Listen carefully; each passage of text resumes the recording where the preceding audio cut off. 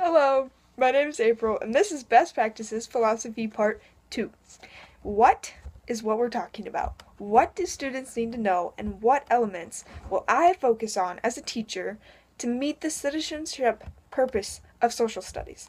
The Ohio Department of Education set up standards for teachers to teach to students so that they will get all the information they need before they graduate from high school. Once they graduate, that's when we all assume they're turning 18. They're going to end up voting. They become our future. The standards incorporate history, geography, government, and economics. The students need to know social studies specifically to become participating citizens. This helps students make informed and reasoned decisions for themselves and the common good. This is quoted directly from the Ohio Department of Education reading that we did.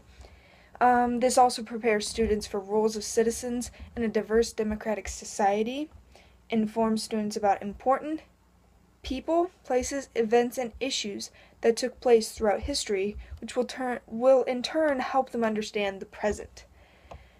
This also gives students the ability to act responsibly and become successful problem solvers. In order for students to know how to be well-rounded citizens, they first need to be taught what a well-rounded citizen is. In order to do this, as a teacher, I would be using history, geography, government, and economics. Same standards that we are entitled to use from the Ohio Department of Education. I would teach my students diversity of human experiences, which will help them interpret events, patterns, and themes that have taken place throughout history. The whole, history repeats itself, or those who know about history will know not to repeat it, that kind of thing.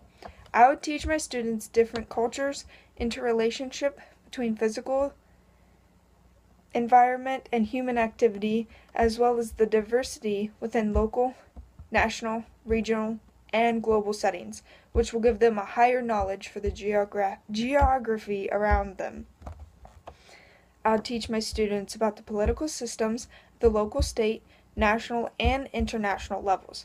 This would give them the understanding of purposes, structures, and processes that take place throughout the world, and in the government rule they live under as well.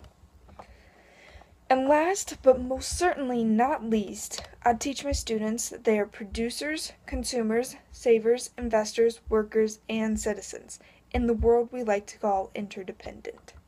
They will learn reasoning skills and economic concepts that will teach them how they should spend their money and how they should save their money. Throughout each of these different subjects, the students would be learning overall how to become well-rounded citizens. They would need